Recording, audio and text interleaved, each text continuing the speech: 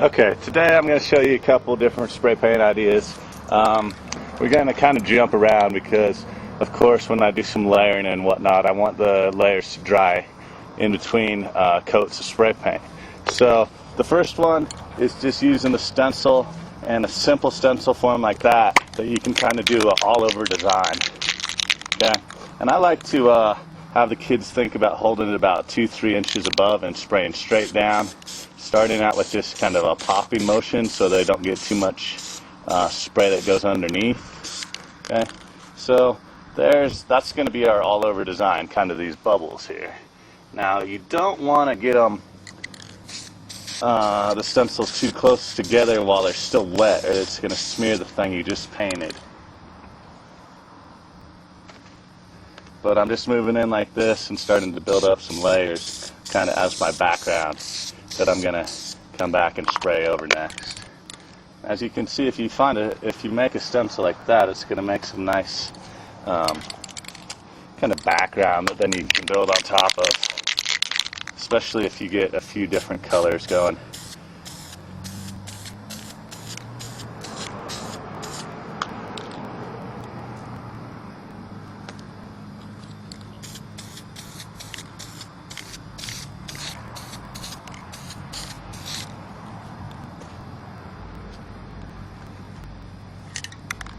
I'm lucky enough here at my building to have a big outdoor area right next to the art room, as well as a vented spray hood inside the art room that I can use when doing some spray painting. See right here, I didn't wait long enough and it's kind of wet still, so it made that smear mark there. So we'll let those dry a little bit and come back to them. Next up, I want to show you a form of stencil graffiti that is kind of like registered printmaking. I'm going to start out here with this Olympic symbol, and I'm going to use that with just a yellow layer to kind of get the whole thing registered where I want the next layers to be.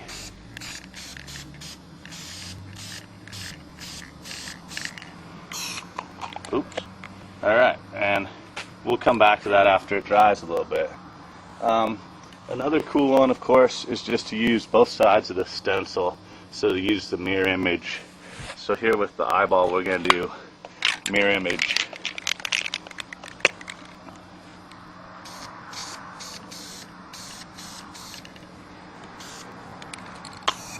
Notice, of course, you get the overspray if the kids or yourself, you don't leave enough room around the outside of your stencil. I got a little overspray there. Sometimes that adds a nice effect, sometimes it's annoying. Okay, so we're going to let that dry too. Actually, we don't even need to let that dry. Yeah, I do. I'm going to let the front of the stencil dry, so when I flip it here to make the mirror image, I don't get any paint smear. Great thing about spray paint, of course, is that it dries very quickly.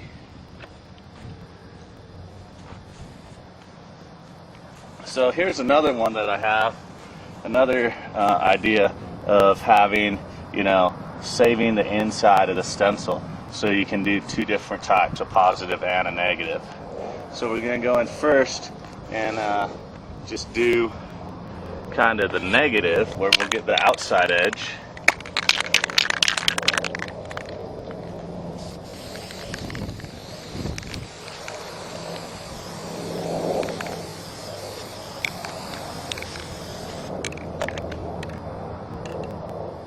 Okay, and those ones work really nice if you already do have like down a background.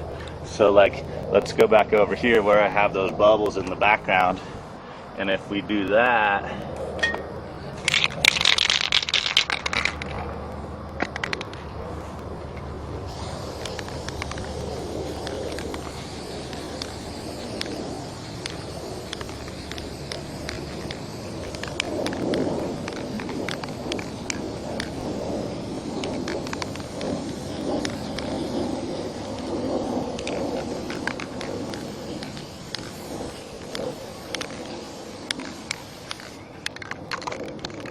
over the top there, you get some cool effects going on instantly like that. And then you can come back too, and you could register it right on top, or sometimes it's even nice to offset it just a little bit, like so. and come back and spray into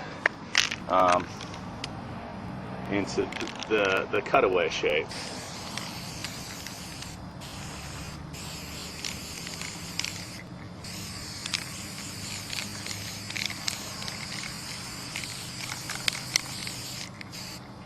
And then of course it's nice too, while you have it down, to add some other colors in there.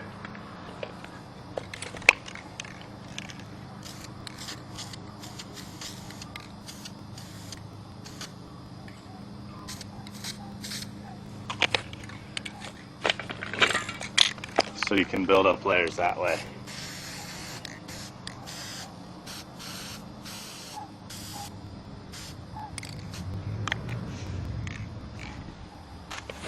So there's something right there that looks pretty cool.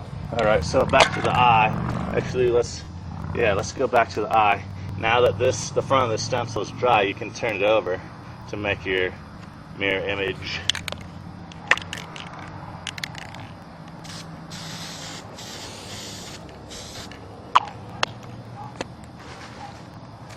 So there you got a pair of eyes, symmetrical and beautiful. Next up, we're going to get back onto those Olympic rings there. I've cut a series of stencils. First I registered the whole thing. Now I'm going to go in with my second layer, and my second layer is going to be the red ring. I already have the yellow ring because I registered the whole thing with yellow.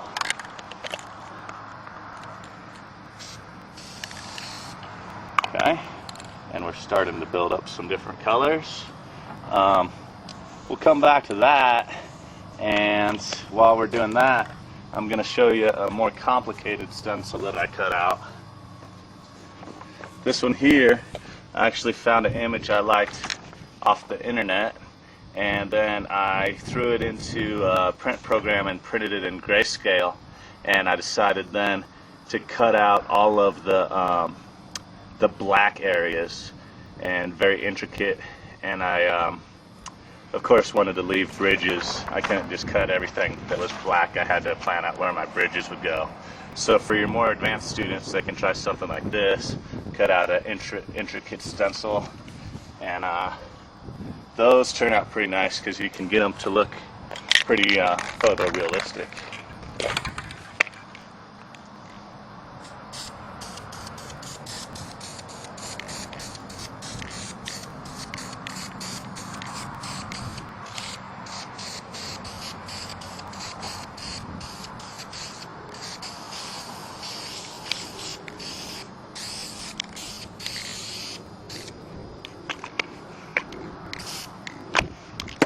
Oops.